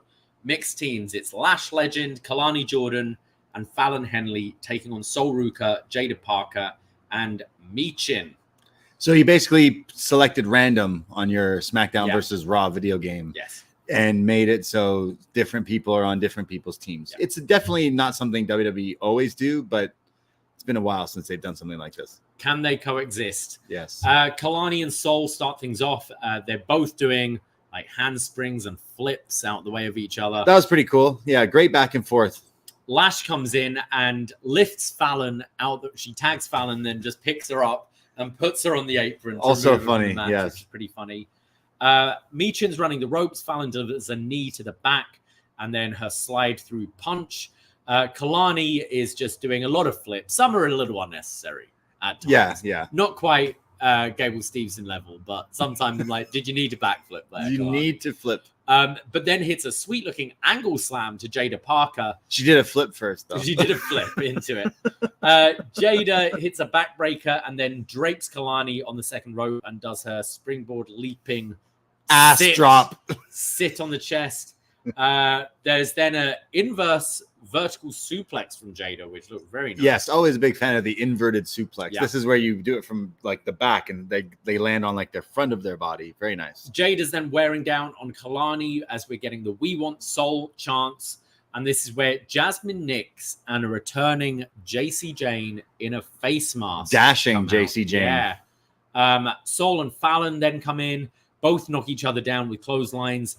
Michin and Jada are then fighting on the apron. They are partners, and they're fighting each other. Yes, great moment that has now gone viral is Jada's trying to go for the tag, and I think it's Michin who slaps her on the ass. Right. So she falls over. There's a video that someone is isolated where as Jada is bent over trying to make the tag, a fan is watching this, and because his view is basically Jada bending over essentially in front of him, when Michin goes and slaps Jada, this fan passes out from the view in front of him that now everyone has been sharing on social media. But I hope the fan is okay.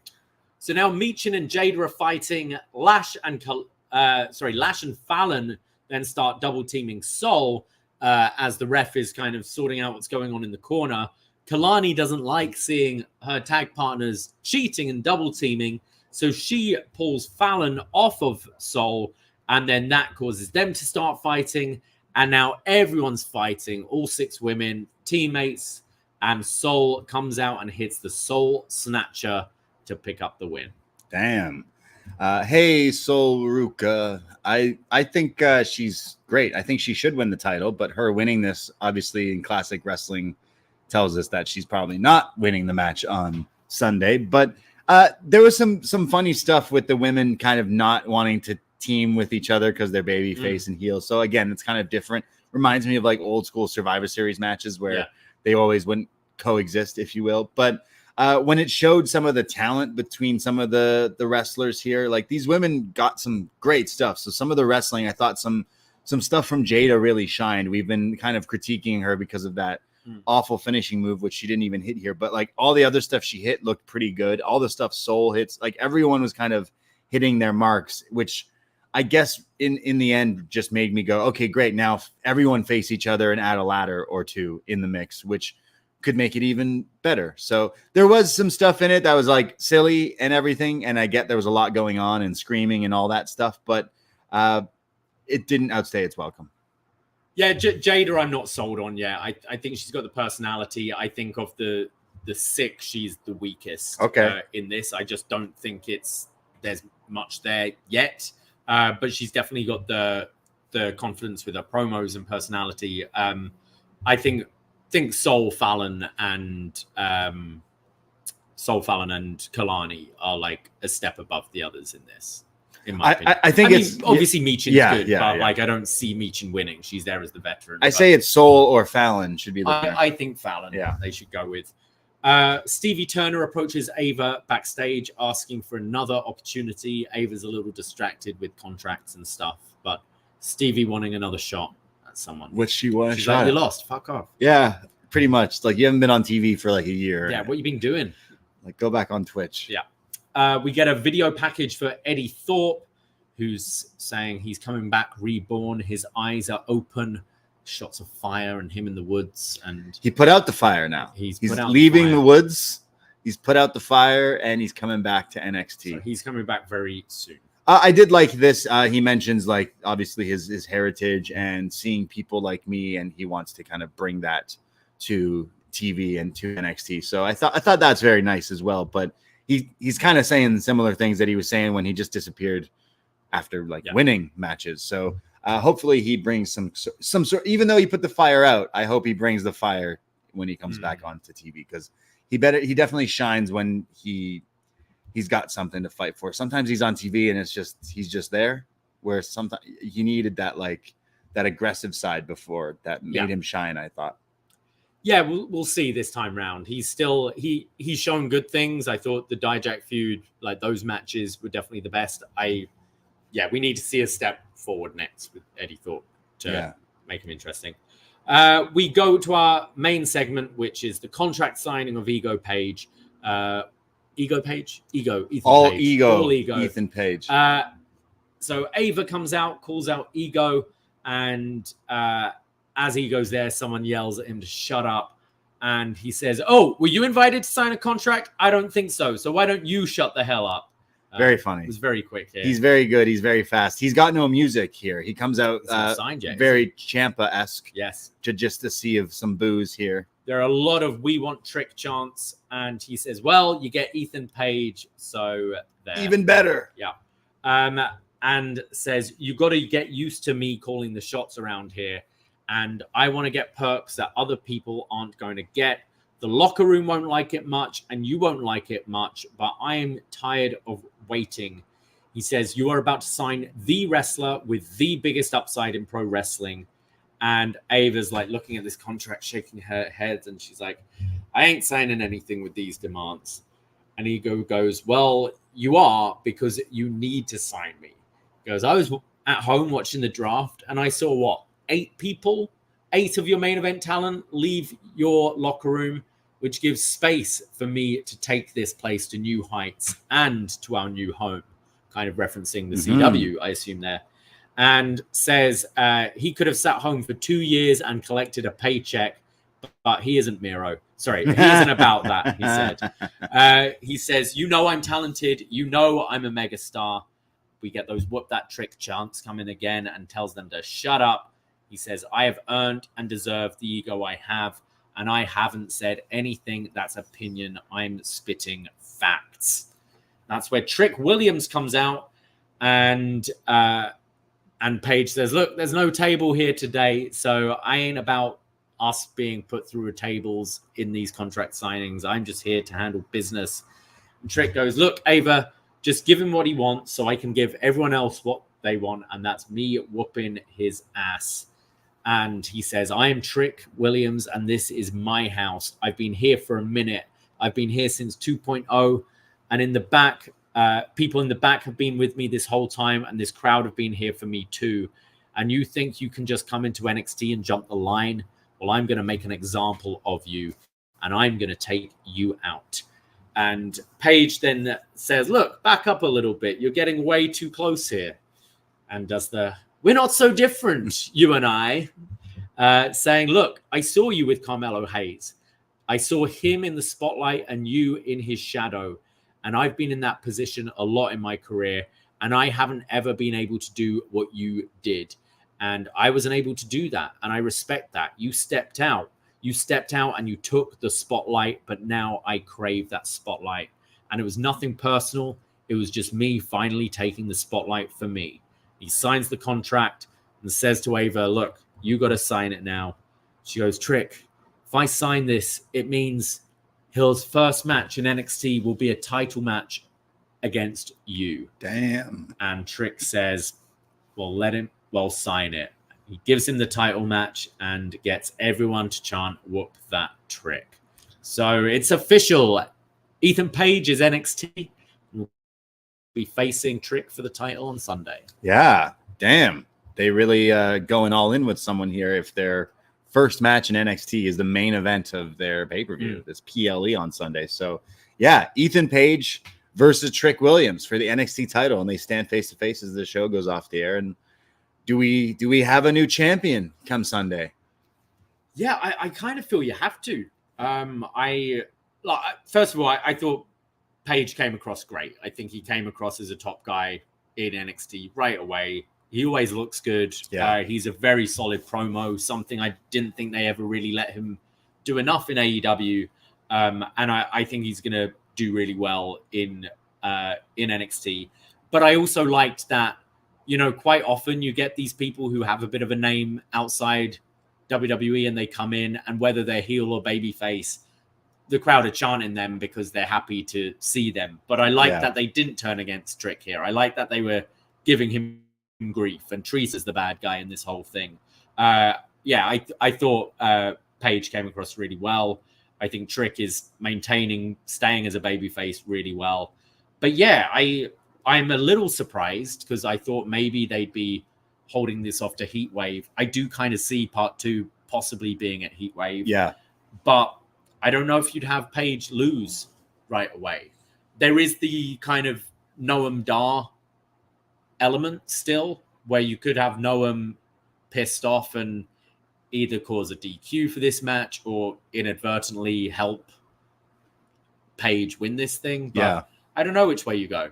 Yeah, if I'll rewind, I guess, because I thought you're right. Ethan Page stands out. He's always been such a good talker in any company he's been in, and it's weird he brought up the contract. I guess not the word weird, but it's funny he brought up that, because you think back to wrestlers in the past where you sit out on contracts and then you show up later. Like, I'm assuming there was some sort of payout that he's got, clearly, that he's mentioning this, or he's bringing it up to reference that. Actually, I've been recently on TV in other places without kind of just saying that.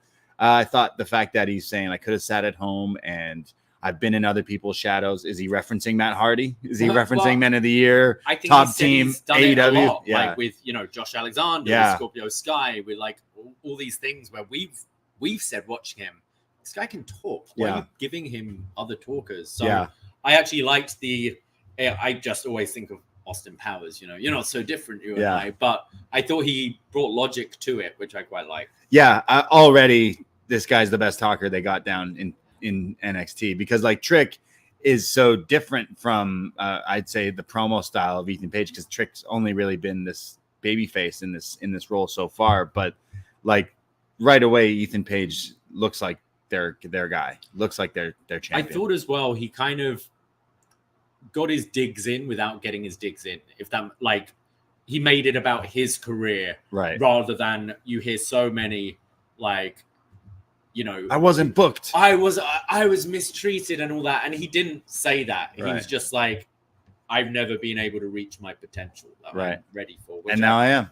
And so I like it. I like the match. It's interesting because now what the hell do you do? Because you could have him beat Trick clean, and now he's your champion. Or like you said, you could have Noam Dar be brought in to help screw over Trick. Therefore, you could rematch it at Battleground, at Heatwave, but you'd also maybe want to hold off the title win for like a bigger audience. I'm not quite sure. It's a little especially with heels. I don't like coming in and losing your first match. Like, I think you want a dominant win, and it's easier. Like, a babyface can have that underdog story and chasing it to win it again. Whereas I think bringing him in as a big deal, like this whole episode was focused on his contract and making him feel like this big star.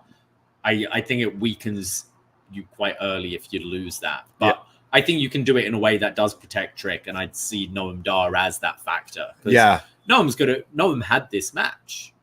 It was supposed to be him. He was supposed to have this match, and he got taken out. So I definitely see him being a factor in it. Right. Somehow. Yeah. The Lash stuff as well. She said we're done, and that could be brought in. She could run out for something. But like, I wouldn't necessarily say if Ego gets screwed out that they go to the rematch at Heatwave, and that's when he wins, is probably might be. But come Sunday, we could have a new champion. I mean, you could just instantly and give it to him, because already he feels like the big deal down there. And I kind of, like we said, like the big fish, small pond kind of thing. Like someone who was always overlooked elsewhere can right away shine really bright. And, not that everyone, including us, when Pillman came across from AEW to NXT, it was kind of like, okay, well, let's see what you can do. And it's been a long time now where we've seen what he can do, and we're not interested anymore. Yeah. Whereas this guy's come in, and 1 week we're like, oh, this is a lot more interesting than everything else going on this show. I also feel Ethan Page is a better wrestler than people give him credit for. Oh yeah. He's someone that I think surprises. Like, he's not the most flashy in the world, but he's a big good guy and has some. Like, he's had some really entertaining matches that I've seen. So I think he'll step up for sure. And this is the biggest spotlight he's ever had as well. So he seems, you can always tell in his promos, even during like Impact during the pandemic, which was such a like, just pandemic wrestling sucked. But he was someone who Karate Man tell was so hungry and was doing like, he was creating all those stuff from like Santino's gym when they weren't even able to travel to the States and stuff. He's someone who clearly wants to work and put the work out there. So yeah, I hope he really succeeds in WWE. Me too. And so far, so good. So we'll have to see come Sunday. But overall, some good stuff to hype us up for NXT Battleground this Sunday, including the Underground match. I was really into that video that they did. Some of the stuff on the show today was just meh, which is like some of the stuff that has nothing to do with the pay-per-view. The Chase U stuff is kind of getting a little sad and boring. I'm interested to see where Jensen goes if that's a case. But I think the since last week, my morale on NXT has flipped. And now not only are we getting Ethan Page and Trick for the title, possible new champion, it's also going to be hosted by Sexy Red. Yeah, I think this is one of the better cards on paper. I'm quite looking forward to this one. Shall we do predictions? Yeah, let's go through Battleground for this Sunday here. We have a ladder match, a 6-person ladder match for the inaugural NXT Women's North American Championship. Sol Ruca versus Fallon Henley versus Jada Parker versus Kalani Jordan versus Lash Legend versus Meechin. Well, Sol Ruca touched the title today. Which she means shouldn't have. She won the momentum and she touched the title, which means she ain't. I screamed at the TV. Yeah, so she won the match and then goes over and like puts her hands on it, which right away you're not winning. So I think we're both on the same boat. It's Fallon. I think Fallon makes the most sense. I think she's the one who can have good matches with anyone on this roster. She's newly turned heel. I think she's been there long enough where really she deserves some recognition and a title run. I think Fallon makes sense. I think a prediction here we'll see Sol Ruca do some crazy soul snatcher off a ladder, Kalani Jordan doing something crazy off a ladder, but it will be Fallon in the end to grab it, and then maybe possibly Heatwave is Fallon v Sol. Yeah. Kind of one-on-one, but it would be a lot more interesting for all the Kalani Jordan because they had the friendship as well. Yes, that's true. Obafemi versus Wes Lee versus Joe Coffey for the NXT North American Championship. Yes, I know all the Scots are excited because WWE's coming for Clash at the Castle, but unfortunately, I don't think it's coming home with Joe Coffey. I think Obafemi pins Joe Coffey, in fact, in this match to retain. What do you think? Yeah, I think Obafemi makes the most sense. I think when he loses this, it's got to be in a singles match, and I think it's got to put over someone big.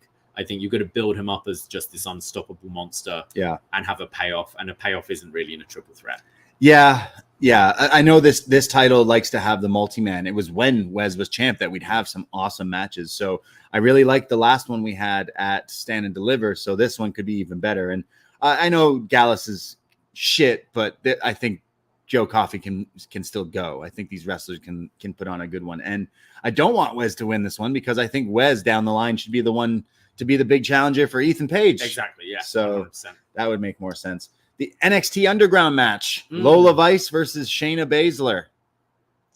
I think, I like this version of Shayna Baszler. I just wish they were able to carry this through to main roster. We've never really seen it. Yeah. She seems like in a different universe on the main roster right now. So weird. Doing the tag team with Zoe, which is just strange because NXT and Raw and SmackDown have been so much more connected in recent, like in the last year or so, whereas this one seems separate. Therefore, I go for Lola Vice. I think this should be just Lola's match, like be undefeated in NXT Underground, and she can always call on this match for a big one. But I'm looking forward to it. I think Lola should win. So sorry, Lola beat Natty? Lola beat Natty, in the other one. Yeah. So maybe she doesn't need the win back here, but I do think Lola should win with the big momentum because Lola could be your next big kind of women's title challenger, and she will be champion by the end of this year, no doubt. But I'm genuinely I sound crazy considering I'm so excited for a Shayna Baszler match, but she has been impressing, and that last Bloodsport and the Underground matches were so good. So I really think this one will deliver as well. So let's go Lola. I need a Lola Vice shirt for Heatwave. Yeah. They sell them now, Roxanne Perez versus Jordynne Grace for the NXT Women's Championship. So this one's interesting. We got the Impact Women's Champ, Jordynne Grace, taking on the NXT Women's Champ, Roxanne. It's only for the NXT Women's title, which makes me think that Roxanne retains. I think Roxanne retains. You could have Roxanne then challenge Jordynne Grace for the Knockouts title on a TNA show. Like, part of me is like, fuck it, just have Jordynne beat her and like do that. And, you know, clearly they'll sign her down the line and have her be a big WWE star. But I think it'd be more interesting and let things kind of stretch if Roxanne were to cheat to win. Exactly. She can cheat to win. I think they want that Roxanne versus Julia match down the line as well. So I think Rox can win here. Being a bit cheeky, and we can have a rematch down the line. Because I think Jordynne Grace, again, I want her to win this title, but I don't think it's just happening yet. But it will down the line. Nathan Fraser and Axiom versus the OC.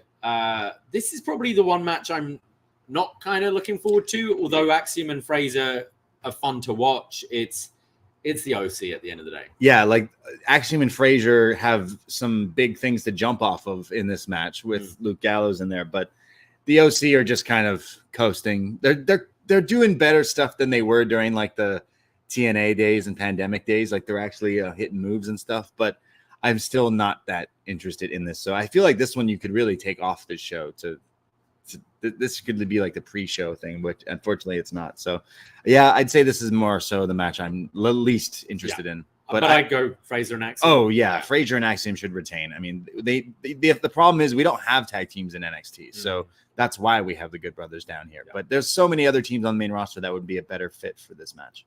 And then Trick Williams versus Ethan Page for the NXT title.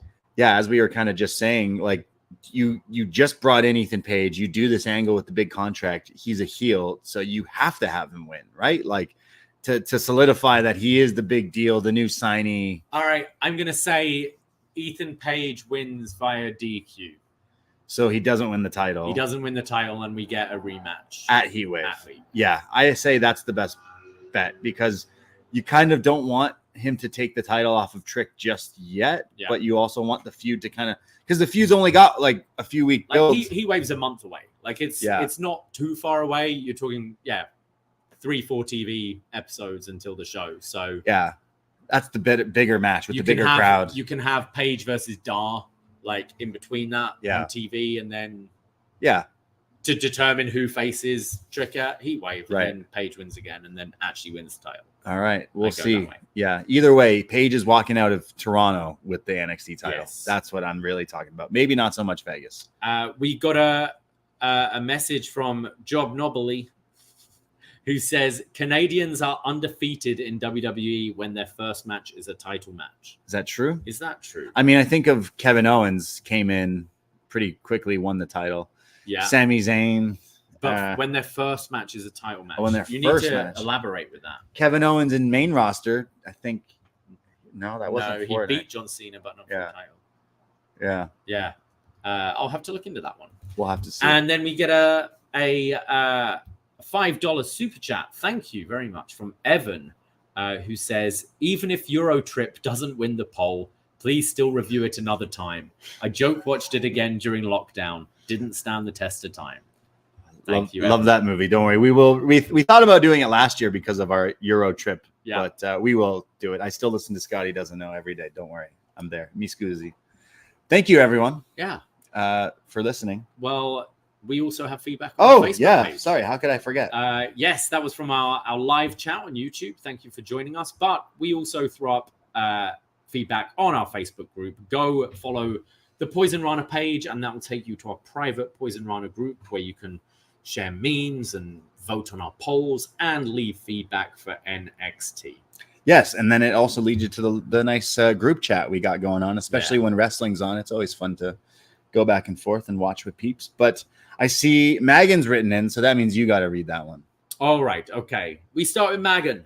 A solid go-home show that covered the bases. Jordynne Grace got a solid showcase. In fact, the whole episode was female-driven. The backstage skit laid out a bunch of potential opponents for the open challenge at Against All Odds. Speaking of which, Brooks Jensen showed up and did some loose cannon shit. He might make an impact somewhere else. There's a clue somewhere. I wasn't too keen on the Trick Lash angle ending like that, and the closing segment got Ethan Page's mission statement across about the draft, gutting the roster, and the move to a new network. Would it be a bold move to put the NXT title on him on Sunday? The pseudo prime target for Vice Baszler was very good, and I popped seeing some UFC faces like Thiago Alves and Josh Burnett. Bloodsport, baby. And the 6-woman tag was fun over which team will self-destruct first. I want to see Rascals v. Gallus. Let me cook here. Yep. Me too, Megan. Thank you for writing in, as always. And then we go to Dylan, who writes in, lots of good stuff tonight, but the thing that got me the most was the Wendy Choo vignette. I hope they go full Jekyll and Hyde with Wendy and Mei Ying. Have everyone terrified of her, and Wendy has no idea why. Have the trigger for her personality switch be every time she falls asleep. Could lead to a spot later where she gets choked out and wakes up as Mei Ying and goes crazy on everyone.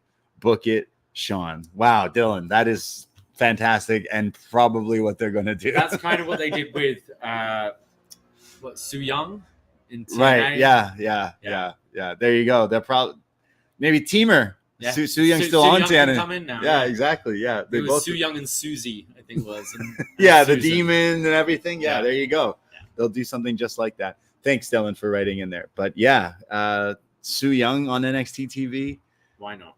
Yeah, just I swear to God, no. Alicia Edwards. Yeah. Or Tommy Dreamer. Tommy Dreamer could come in. Tommy Dreamer with an invasion angle. Yeah. Into NXT with his kendo. Maybe the kendo stick match next week. We do. Singaporean stick. That's true. Yeah. So Sandman's coming out. Right? Hack. Yeah. Hack. All right. Thank you, guys. Yes. Appreciate everyone out there listening. We go live every Tuesday night after NXT here on the Post Wrestling feed. But like we said, as always, we have Poison Rana. Search that in your podcast app or follow us at Poison Rana Pod on all the different socials and everything. And we'll be live Sunday night here on the Post Wrestling feed for our Battleground post show, a very big up next this Sunday, chatting about Ethan Page and Trick and everything going on in the Apex, UFC Apex in Vegas. So catch us right after NXT Battleground this Sunday night right here. And we love and appreciate we do indeed. Everyone out there. So I myself, Braden Herrington, follow me, Twitter, Instagram at the Brady. And you can follow me at Davie Portman. That's it. That's all. Take care. Goodbye. Be safe. And Wagwan Delilah. Ahoy! No. Better. No, fuck Drake. No. Sorry, that's his comeback. He loses this beef and then he takes a shitty song and makes it even shittier. Fuck that guy. I mean, it's just a meme, but yeah. Might as well be true. I don't care. Fuck Drake. All right. Bye. Ahoy!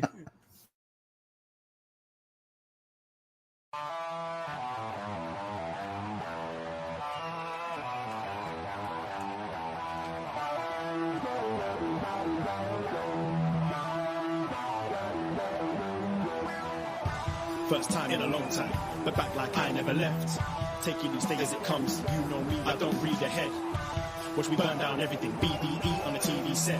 When I'm in control on the road, you can never really know what's up next.